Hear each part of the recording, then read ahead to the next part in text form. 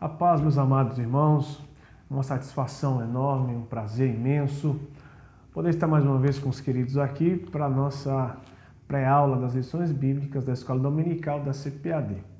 Então, você que tem nos acompanhado ou você que é a primeira vez que tem nos assistido, por favor, acesse o nosso canal aí, se inscreva, ative o sininho para que você possa receber em primeira mão os nossos vídeos. Estamos chegando ao fim do nosso trimestre. Estamos na lição de número 12. Então estamos finalizando aí foram 3 meses onde nós aprendemos a respeito da simbologia no tabernáculo, as verdades ali implícitas em cada atividade, em cada mobiliário, no próprio templo em si. Então foi uma jornada muito edificante aí sobre essa questão das simbologias, lembrando que nós não atuamos dentro desta lição mistificando ou colocando no objeto algum poder ou algo assim do tipo, mas sim que aqueles objetos, que as atividades, que as funções, que o próprio tabernáculo em si carregava verdades espirituais a qual o Senhor quis passar ao seu povo e para nós também. Então hoje, que é a lição de número 12, com o título de A Nuvem de Glória, nós vamos então dar seguimento a esta lição. O nosso texto áureo, ele encontra-se lá em Salmos 57 e o versículo 5, que nos fala o seguinte: Seja exaltado, ó Deus, sobre os céus, seja a tua glória sobre toda a terra. A verdade prática é a seguinte: adoremos e louvemos a Deus, pois a sua glória enche os céus e a terra. Nossa leitura bíblica de classe, ela está em Êxodo, capítulo 40, o versículo 34 ao 38, e Números, no capítulo 5, do versículo 15 ao 16. O objetivo geral é revelar como a nuvem de glória estava sobre o povo de Deus, e os objetivos específicos, que são 3, vai nos relatar o seguinte: o primeiro é apresentar a coluna de nuvem. O segundo, explicar a Shekinah, que esteve presente na peregrinação de Israel. E o terceiro é destacar algumas lições para os dias de hoje. Antes de nós entrarmos em cada tópico, em cada assunto, é muito importante que eu faça essa introdução, essas considerações a respeito da nossa lição de hoje. Vamos falar sobre a glória de Deus. E é muito importante que nós entendamos o conceito de glória. Então, o dicionário, ele nos traduz glória como sendo grande esplendor, como sendo honroso, como grandeza e magnificência. Então, esses são as definições que temos sobre glória no nosso dicionário. Então, nós sabemos que o Senhor, nosso Deus, ele é o Rei da Glória, ele é a própria glória em si, né? Toda a majestade provém dele, ou seja, aquele que tudo pode, ele é o Alfa e o Ômega. Então, Davi, ele relata que não há lugar que o Senhor não esteja, ou seja, nem mesmo Davi ou nenhum de nós podemos fugir ou se esconder da face do Senhor, como nós vemos lá em Salmos 139 e os versos de número 7 ao 12. Então, o Senhor, ele está em todo lugar. A presença do Senhor, ela está em toda a terra, como relata também Isaías, no capítulo 6, o versículo 3, a parte B desse versículo, né? Então ele nos fala, ou seja, enfim, sabemos que o Senhor está em todos os lugares. Porém, ao olharmos para o Êxodo, para esta passagem em si, para o tabernáculo, para que esse povo estava vivendo, então, ou seja, nós podemos perceber que a visão que eles tinham de Deus era diferente da nossa, dessa plenitude ampla naquele momento, ok? Então, no decorrer de toda a nossa aula, vimos que os hebreus entendiam que o tabernáculo em si era o local onde Deus se entronizava e se manifestava. De fato era. Mas a visão única era que era somente naquele local e com eles, né? Então ali era o local da presença de Deus. Para que isso acontecia, para que o povo, ou seja, toda a manifestação da nuvem, né, ali no tabernáculo em si, é para que o povo pudesse entender que Deus se fazia presente naquele local, né? Então, ou seja, Deus se assentava ali. Então, o Senhor Deus, ele coloca uma nuvem sobre o tabernáculo, indicando que ele estava presente naquele local. Então, entendemos que esse foi uma maneira, foi um método que o Senhor usou para passar a lição ao povo de que ele, ou seja, que ele estava presente, de que a nação lá não estava só, não estariam sós, pois ele estava com eles e os protegeria. No hebraico, a palavra usada para indicar a glória de Deus é kavod. E a palavra kavod em grego ela foi traduzida como doxa. Então, embora que antes da estruturação da Septuaginta, a palavra doxa ela tinha um outro significado diferente do que se tem agora, ok? Mas a tradução por glória em grego é doxa e no hebraico é kavod. Lá em Salmos 24 e o verso 7, nós lemos assim: levantai, ó portas, as vossas cabeças, levantai-vos, ó entradas eternas, e entrará o Rei da Glória. Está lá em Salmos. Porém, o Rei da Glória, em hebraico, é Melech Kavod, no original hebraico. Só para a gente mostrar que a questão de glória, ou seja, representando o Deus, a sua presença, o seu poder, no hebraico é Kavod. Lá em Samuel, quando nós vemos aquela situação em que a arca foi levada pelos filisteus, Samuel capítulo 4, versículo 21, nós vemos assim, né? E chamou ao menino e acabou, né? Dizendo, de Israel se foi a glória, porque a arca de Deus foi tomada. Então, ou seja, no hebraico, foi chamado menino e acabou, se diz assim, Vatkera lanar e kavod. Então, só para você, professor, você que nos assiste, compreenda que quando se fala da glória como a presença de Deus real, no hebraico nós utilizamos essa palavra, que é a palavra kavod. Então, aqui nós vemos a ideia de presença de Deus em ambas as situações. Então, muitos têm feito uso da palavra hebraica Shekinah com o mesmo sentido de kavod, né? Porém, fazem até de modo equivocado esse uso de Shekinah em relação a kavod, né? Shekinah ele vai nos dar a ideia de habitação. Shekinah vem do radical ou da palavra shakam ou shaham, que deriva de tenda. Nós já fizemos um vídeo fazendo essa explicação sobre shaham ou shakam, ok? Então, Shekinah provém de shakam e dá essa ideia de habitação, né? Um local de habitação, como se fosse uma tenda. Então, ou seja, essa palavra Shekinah e o seu uso, ela acabou se difundindo de modo até divergente do que ela deveria ser. Isso foi devido à influência dos rabinos cabalistas.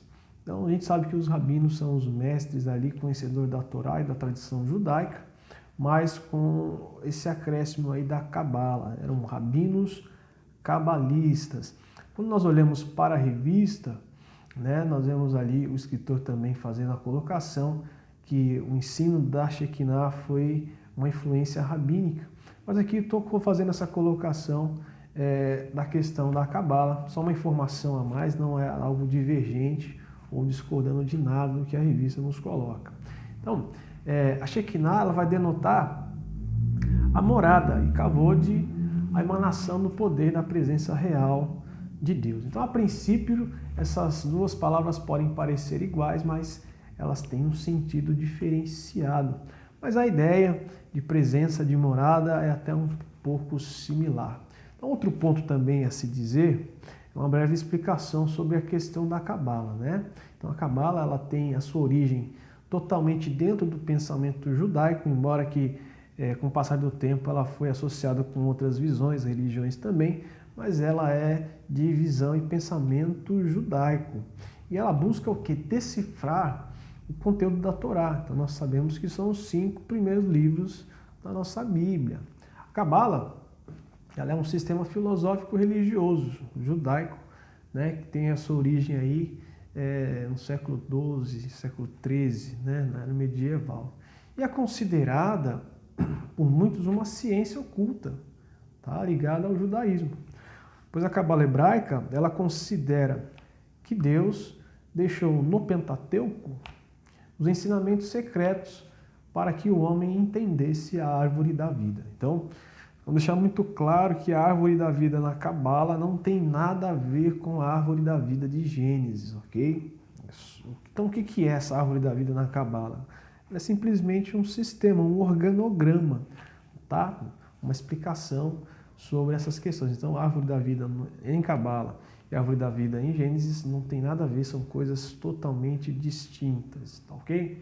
Então, esta árvore da vida, ela é mais um organograma, é um sistema cabalístico que na Cabala são chamadas de 10 esferas, ok? Para os cabalistas, a árvore da vida é um dos mais importantes símbolos no caso deles, tá bom? Bom, e o que é a Shekinah para esses cabalistas, tá certo? Então, Shekinah, para a visão dos cabalistas, talvez alguém possa até se escandalizar, mas isso é informação, isso é conhecimento para auxiliar, para que você possa entender o conceito que eles tinham sobre Shekinah. Então, Shekinah é a feminilidade interior, é a força que modela e sustenta toda a criação, ou seja, a presença feminina de Deus. Então nós sabemos que Deus não tem esse lado feminino, mas que na visão cabalística eles entendiam que essa força que sustenta toda a criação seria então aí a presença feminina de Deus, isso na Cabala. Essa energia não é uma mulher em si, mas a polaridade feminina. Bom, por fim, a palavra Shekinah foi emprestada do dicionário hebraico, tá? Então é uma palavra hebraica, sim, Shekinah, né? Mas com a ideia de mostrar ou trazer como valor o sentido de morada, de habitação, ok? Então, lembrando que a palavra Shekinah, também o nosso escritor coloca na revista, ela não é uma palavra bíblica, ou seja, você não vai achar essa palavra Shekinah na Bíblia Sagrada, tá certo? Mas ela foi emprestada para denotar essa ideia de que Deus faz morada. Talvez alguém possa perguntar assim, então eu não devo utilizar essa palavra Shekinah no meu dia a dia? A questão não é essa, professor, caso algum aluno seu venha perguntar, é apenas uma explicação. Mas, na verdade, Shekinah também vai trazer essa ideia de que Deus habita, ou ele faz morada, né? Na verdade, entre os homens. A gente vê muitas pessoas criticando essa questão do uso dessa palavra. Então, não é por pronunciar uma palavra, por cantar uma palavra, que isso vai mudar o que é o nosso Deus. Tá, ok? Então, uma informação, uma introdução breve sobre esse conceito das palavras, tá certo? Bom, vamos entrar no tópico de número 1. Ele vai colocar como uma coluna de nuvem, né, a glória sobre Israel, no caso ali.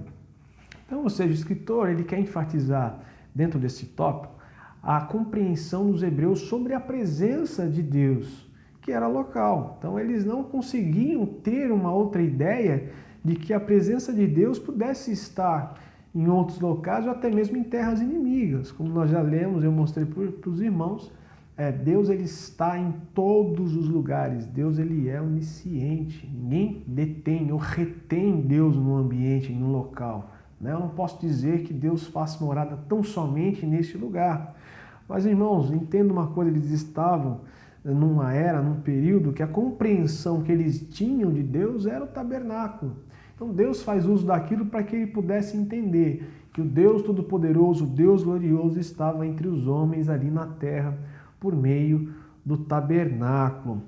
Uma coisa também interessante que isso remete até em nossos dias, né? Ou seja, em que alguns entendem que o lugar mais santo seja um templo, né? Nós vemos aí, irmãos, outras pessoas, denominações, dizendo que lá sim, de fato, é o lugar santo, o lugar correto. Mas Deus, ele está em todos os lugares. Ou algum irmão que compreende que dentro do templo há um lugar mais santo do que outro. Meu irmão, Deus habita em todo lugar, em todo tempo. Talvez a única coisa que é possível é, devido à minha atitude, às minhas escolhas e o meu modo de agir, talvez Deus não venha a operar, mas ele se faz presente ali sim, ok? Então o que os amados carecem entender é que o conhecimento de Deus, novamente para aquele povo, se limitava ao tabernáculo, como eu já disse. Então nós, hoje por meio das Santas Escrituras, da Bíblia Sagrada e por meio do Espírito Santo, entendemos isso hoje de modo bem claro, que Deus está em todos os lugares, né? Então a nuvem foi um método visível que Deus usou para ensinar a verdade espiritual, que ele estava com eles, ou seja, com aquele povo, e que este povo, né, quando ele sai do Egito, nós sabemos que lá havia imagens que simbolizavam e representavam os deuses egípcios, que era um panteão de deuses ali. Então, sendo eles, para eles, no caso em si, né, ao sair do Egito, também careciam de algo visível, ou seja, otorgando a real presença de Deus.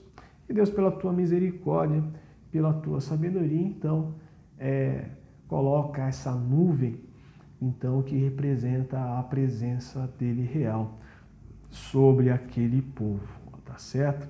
Então, a grande diferença entre as representações dos deuses egípcios e a nuvem de glória do tabernáculo é que a nuvem era a manifestação divina sobre o povo. E as imagens eram fruto das mãos e do imaginário humano, ou seja, algo falível, tá certo? O tópico de número 2, ele vai falar sobre a Shekinah, que esteve presente nas peregrinações de Israel. Então aqui é visto o zelo de Deus por sua palavra em cuidar do seu povo. Então a promessa feita a Abraão de dar a terra e fazer sua descendência grande é o motivo da presença dessa nuvem. Ou seja, Deus está dizendo, olha, eu vou estar contigo sempre, na verdade. Então nós vemos ali em Mateus que o próprio Espírito Santo ele vai estar conosco todos os dias até a consumação dos séculos. A presença de Deus ela é real em todo o tempo.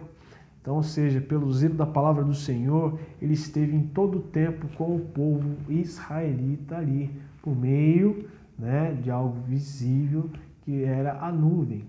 E essa nuvem é a presença de Deus. Então, e essa presença, né, de Deus, não a nuvem em si, porque a nuvem era só uma forma de que o povo pudesse compreender que Deus estava ali. E essa presença de Deus, né, ou seja, essa Shekinah, como todas as pessoas têm utilizado, ou seja, essa emanação do poder, da virtude de Deus, ela que promovia a vitória daquele povo. Nós vemos em Êxodo 14, verso 25, ou seja, derrotando Faraó e seus cavaleiros. Essa nuvem, né, ou seja, esta presença de Deus, nós compreendemos muito bem que é o Espírito Santo, que nos gera proteção, cuidado, Êxodo 14, 24. Então, um pouco antes da alvorada do alto da coluna de fogo e de nuvem, nosso Deus Yahvé, né, olhou para o exército dos egípcios e lançou grande confusão e temor entre todos os homens de Faraó, ou seja, Deus protegendo o seu povo por meio desta nuvem, mostrando que ele se fazia presente diante do povo. E também é o Deus que sustenta. Êxodo 16 e 4 nos coloca isso na parte A. Então disse o Senhor a Moisés, eis que vos farei chover pão dos céus. A nuvem, ela vai indicar a presença de Deus. Nós vemos lá em Levítico 16, do verso 1 e 2, quando se revela sobre a arca, Vemos em 2 Crônicas, no capítulo 7, após a oração de Salomão por terminar a edificação do templo em agradecimento a Deus, vemos ali que o templo ele acaba se enchendo de uma nuvem, ou seja, da presença da glória do Senhor. E tópico de número 3, ele vai trazer algumas lições para hoje, assim também nós já vamos caminhando para o fim. É a confirmação de que o Senhor habita em todo lugar. O Altíssimo estava presente de forma especial no tabernáculo, sim. Porém, aquele que é onipresente, ele não precisa de espaço físico, porque ele preenche todo o universo. Não há limites geográficos para Deus. Entretanto, para se relacionar conosco, ele se manifestou no tabernáculo, ele revela-se na igreja local e mostra-se em nossa casa, e por intermédio do teu Santo Espírito, ele habita em nós. Então, naquele período era esta glória, mas também nós sentimos a presença de Deus, do Santo Espírito dele em nossa vida, e isso é o que as pessoas usam como Shekinah, a presença do Senhor ali em todo o tempo, tá certo? Para nós concluirmos, a glória de Deus, ela ultrapassa, ela transcende qualquer coisa que o ser humano venha produzir. Então, a glória do Senhor esteve com Israel no Antigo Testamento, com a igreja primitiva, esteve em Atos dos Apóstolos e também está em nossa vida. Então, você, professor, tem nos assistido, repasse isso aos seus alunos, compreenda a questão dessas palavras, Shekinah e Kavod. Isso não significa que você não possa fazer uso dessas palavras, que muito mais do que a palavra em si, é você ter a compreensão de que Deus está conosco em todo o tempo. A sua presença, a sua glória, ela enche a terra. E o nosso Deus é um Deus maravilhoso, majestoso, glorioso, que merece todo o respeito. Outra coisa que eu não coloquei, mas que é importante colocar, a Kavod, ela traz isso dentro dela, respeito, honra. Então, ou seja, diante desta presença é necessário que haja respeito e honra a esse poder majestoso que sustenta todo o universo. Sei que o assunto não é esse, mas que a nossa vida, que a nossa atitude e que nós possamos em todo tempo transparecer isso, né, por meio das nossas ações, para que as pessoas possam enxergar que Deus se faz presente em sua vida, que Deus se faz presente em todos os lugares. Meus amados, essa é a nossa videoaula de hoje, espero que possa lhe ajudar bastante. Continue nos ajudando, faça as inscrições, compartilhem os vídeos. É uma satisfação poder estar aqui com os amados a cada semana. É um trabalho bem puxado para cada um de nós, mas que é feito com muita mesmo amor e gratidão. Meus irmãos, que você tenha aí uma boa semana, uma boa aula e um forte abraço.